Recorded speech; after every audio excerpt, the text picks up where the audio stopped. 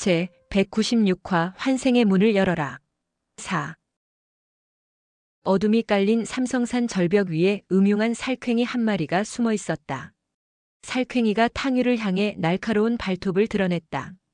이를 발견한 일걸이 위험을 알리며 탕유를 향해 몸을 날렸다. 사부님! 일걸의 외침을 듣는 순간 탕유는 아픈 기억이 떠올랐다. 전생의 마지막 날도 이런 상황이었다. 그 마지막 날, 홀로 정파놈들과 피해 사투를 벌였고 지금처럼 기진맥진했을 때였다. 어둠 속에 숨어있던 왕사룡의 암습에 당해 탕유는 치명상을 입었었다. 그런데 일걸이 자신을 향해 몸을 날렸다. 탕유는 뭔가 일이 잘못됐음을 직감했다. 일걸! 한바탕 회오리가 탕유의 머리카락을 날렸다. 머리카락이 시야를 가렸다. 제자리를 찾자 믿을 수 없는 현실이 탕유의 눈앞에 펼쳐졌다. 으! 일걸이 피를 토하며 탕유 앞에 쓰러진 것이다. 일걸! 놀란 탕유의 눈이 급히 암습을 가한 살쾡이를 확인했다. 살쾡이는 망사 모자를 쓰고 있었다. 얼굴은 확인이 안 됐지만 탕유는 살쾡이의 정체가 누군지 단박에 알 수 있었다. 왕사룡! 그랬다. 어둠 속에서 웅크리고 있다가 암수를 쓴 상대는 바로 개방 방주 왕사룡이었다. 음흉한 왕사룡은 화산, 형산의 고수들이 탕유와 저기용의 손에 죽어나가는 것을 지켜보고 있었다. 왕사룡의 예상대로 상황은 흘러갔다. 탕유와 저기홍이 점차 한계점에 다다르자 기회를 노리던 왕사룡이 갑자기 튀어나와 탕유에게 암습을 가하려 한 것이었다. 그런 왕사룡을 발견한 일걸이 탕유를 구하고자 몸을 던져 왕사룡의 장에 맞선 것이다. 하지만 아직 일걸은 왕사룡의 적수가 못 되었다. 으! 일걸이 또다시 한 움큼의 피를 토하자 탕유의 눈이 뒤집혔다. 이놈! 오른손에 수타음경을 왼손엔 외계 신공의 내력을 몽땅 끌어올린 탕유의 몸이 잔뜩 당긴 활시위처럼 왕사룡을 향해 튕겨나갔다.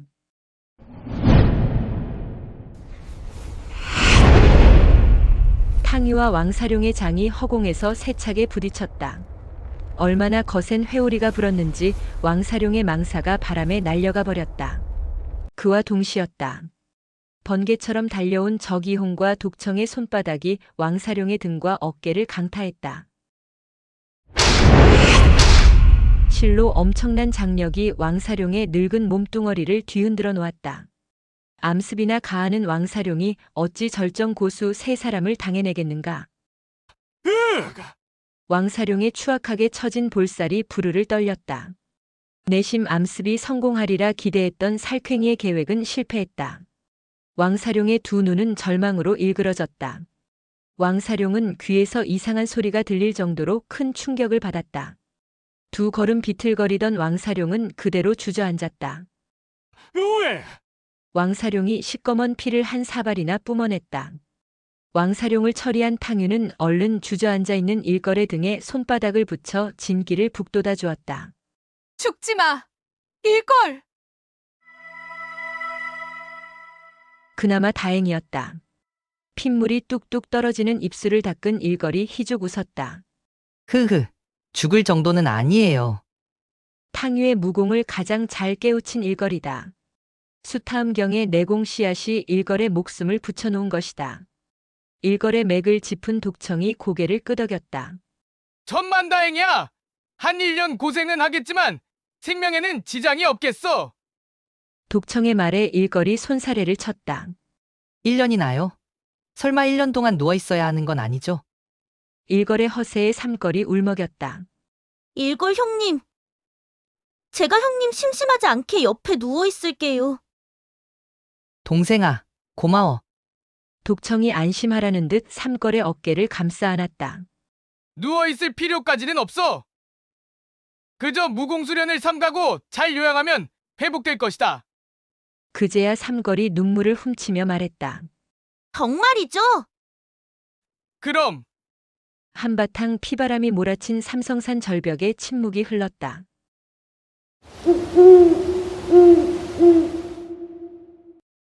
작금 무림의 양대 고수라 칭송받던 화산파 탕명의 목이 떨어졌고 개방 방주 왕사룡도 폐에 쓰러졌다. 상대가 전의를 상실했다 판단한 독청이 주저앉아 눈알만 굴리고 있는 청색에게 외쳤다. 정령, 다 죽어야 끝낼 것인가? 화산파와 형산파는 동료들의 시신을 수습해 하산하시오! 뜻밖이었다. 전세는 이미 기울었는데 상대가 살 길을 열어주겠단다. 빠르게 눈알을 굴리던 청색이 묘한 미소를 지었다. 살 길을 열어준다는 게 고마워서가 아니었다. 청색이 현승에게 소리쳤다. 장로님, 오늘 이곳에서 화산파의 대가 끊길 수도 있습니다. 하산하여 후일을 도모하는 것이 좋겠습니다. 청명이 죽었다. 만일 자신이 살아서 화산으로 돌아간다면 다음 장모는 자신이 될 것이라 청색은 생각한 것이다. 현승 또한 이곳에서 목숨을 던질 이유가 없다. 이미 패한 것은 명확했다. 함께 삼성산에 오른 동료 장로들은 이미 반 이상 쓰러졌다. 게다가 형산팔제는 대사형 단지명과 단일심 두 사람만 살아남았다. 깊은 침음성을 흘린 현승에겐 다른 길이 없었다. 패했어도 사형인 장문에게 상황을 제대로 전할 의무가 그에게는 있었다. 현승이 결국 마음을 정했다. 하산한다. 현승의 명령은 구명줄과도 같았다. 살아남은 장로들과 단지명 단일심은 못 이기는 척 검을 거두었다. 그렇게 호기롭게 삼성산에 올랐던 화산과 형산의 정예 고수들은 폐잔병이 되어 동료들의 시신을 수습해 절벽을 내려갔다. 탕유가 개복지에게 다가가 금강검을 한 차례 휘둘렀다. 헉! 놀란 개복지의 눈이 휘둥그레졌다. 자신의 발목을 옥죄던 굵은 쇠사슬이 금강검에 의해 단박에 잘려나갔기 때문이다. 그랬다. 탕유는 오늘 유독 강했다. 만월이 그녀의 맞성을 깨웠는지 평소의 탕유보다 한참은 더 강했다. 개복지가 일어서서 폭권했다. 덕분에 목숨을 건졌소이다. 개복지, 소임을 잘 수행해줘서 고마워요. 개복지는 여기저기 상처를 많이 입었으나 생명에는 지장이 없어 보였다. 개복지의 상태를 확인한 탕유가 왕사룡에게 다시 다가섰다. 탕유가 보니 왕사룡은 곧 죽어도 이상할 게 없는 늙고 추한 모습이었다. 왕사룡은 어차피 조만간 죽을 목숨이었다. 살짝 눈을 찌푸린 탕유가 말했다. 왕사룡, 전생에서도 나에게 암습을 가하더니 아직도 그 못된 습성을 버리지 못한 것인가? 왕사룡도 자신의 죽음이 임박했다는 사실을 잘 알고 있었다. 쭈글쭈글한 얼굴을 더욱 일그러뜨린 왕사룡이 신음하듯 내뱉었다. 탕유, 설마 했는데 이번 생에는 더욱 대단해졌군. 나의 황룡십 발장을 막아내다니. 검법에서는 탕유에게 뒤졌으나 장법에서는 한 수 위라고 자부했던 왕사룡이었다. 그런 자신의 황룡십 팔장을 탕유가 받아낸 것이다. 탕유가 어이없다는 듯 웃었다.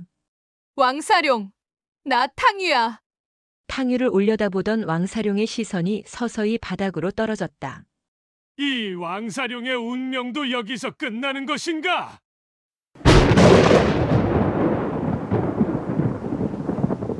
마른 벼락이 다시 삼성산을 때렸다. 이제 때가 된 것이다. 마음이 급해진 탕유가 왕사룡에게 한 발 더 다가섰다. 왕사룡과 눈높이를 맞춘 탕유가 뭔가를 소곤거리자 잔뜩 찌그러졌던 왕사룡의 눈이 점점 커다랗게 변했다. 왕사룡에게 살 길을 열어주기 위해서는 아니었다. 오직 환생할 가능성을 높이기 위해서였다. 탕유. 왕사룡이 처한 상황은 절망적이었다. 몸은 빠르게 늙어가고 힘은 점점 떨어지고 있었다. 계획했던 암습마저 실패했다. 게다가 상대방은 절대 고수 3명이 아직도 건재했다. 그런데 탕유가 뜻밖의 제안을 한 것이다. 왕사룡은 탕유가 자신을 얼마나 증오하는지 잘 안다. 하지만 탕유의 눈빛은 진실했다. 결코 허튼 소리를 하는 게 아니었다. 정말 나와 함께 환생하겠다는 것이냐? 탕유가 고개를 끄덕였다. 그래요. 당신을 살려주는 대가로 우리에게 협조해야 해요. 탕유의 제안에 뭐라 답할 수 있겠는가? 왕사룡은 그저 고개를 끄덕였다. 그저 하라는 대로 하겠네. 꺼져가는 생명을 환생시켜주겠다는 제안을 거부할 이유가 없는 왕사룡이었다.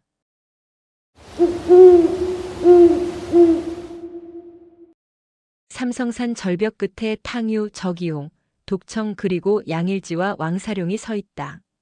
그리고 소림 삼걸과 개복지가 5사람을 지켜보고 있다. 탕유가 개복지에게 물었다. 개복지, 정말 우리와 함께 안 갈 거예요? 난 여기 남겠소. 사실 개복지가 양일지를 빼돌려 개봉을 빠져나올 때만 해도 개복지 또한 환생하는 게 목표였다. 그런데 재수없게도 형산팔찌에게 잡혀 모진 매를 맞았고 죄인처럼 족쇄를 차고 삼성산에 올랐다. 그런데 절망스러웠던 상황은 예상치 못한 방향으로 흘러갔다. 탕유에 의해 화산파 대사형 청명의 목이 떨어졌다.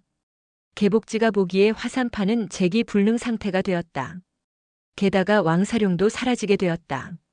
이제 왕사룡에게 받은 비급을 익혀 개방을 장악한다면 개복지의 세상이 열릴 수 있는 것이다. 달콤한 미래가 보이자 개복지는 생각을 바꿨다. 불확실한 미래보다는 확실한 현실을 선택한 것이다. 탕유가 고개를 끄덕였다. 개복지, 알겠어요. 암튼 도와줘서 고마웠어요.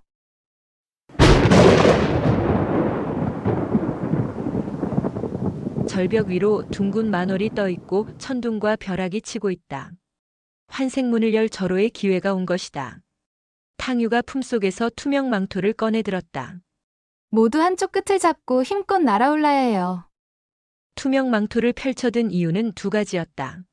하나는 절벽 아래로 떨어지는 속도를 늦추기 위함이고 또 다른 이유는 투명 망토가 삼성산의 신비한 힘과 연결되어 있다는 믿음이 있기 때문이었다. 하지만 문제가 있다. 왕사룡은 축 처져 힘을 쓸 수 없고 양일지와는 의사소통도 안 된다. 잠시 고민한 탕유가 왕사룡과 양일지를 한데 묶었다. 그리고는 2사람을 투명 망토의 한쪽 끝에 묶었다. 이제 모든 준비는 마쳤다. 준비를 끝낸 탕유는 절벽 끝에 서서 때가 오기를 기다렸다.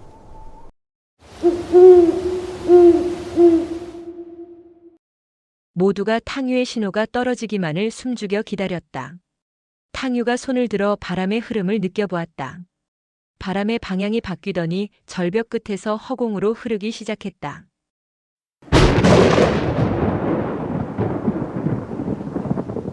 때 맞춰 빗줄기가 떨어지기 시작했고 엄청난 굉음을 울리며 번개도 쳐졌다. 느낌이 좋다. 이제 때가 온 것이다.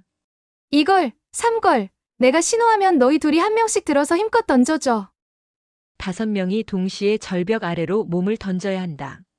이걸과 삼걸이 왕사룡과 양일지를 던져줘야 투명 망토가 재구시를 할 수 있을 것이다. 이걸과 삼걸이 손을 걷어붙이고 나섰다. 사부님, 몇 장이나 높이 던져야 하나요?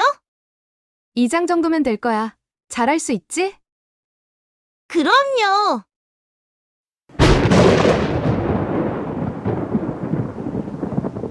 됐어. 지금이야. 탕유가 소리치는 순간 탕유와 저기홍 그리고 독청이 몸을 날렸고 이걸과 삼걸이 왕사룡과 양일지를 들어 힘껏 탕유가 날아오른 방향으로 던졌다. 5사람이 보기 좋게 떠올랐다. 마치 허공에 뿌려진 꽃송이처럼 날아올랐다 떨어지기 시작했다. 성공이다. 투명 망토가 펄럭이며 절벽 아래로 떨어지는 5사람의 속도를 늦춰주었다. 이제 모든 것을 내려놓고 운명에 맡겨야 한다. 탕유의 시야에서 소림 삼걸의 모습이 사라졌다. 안녕. 그때였다.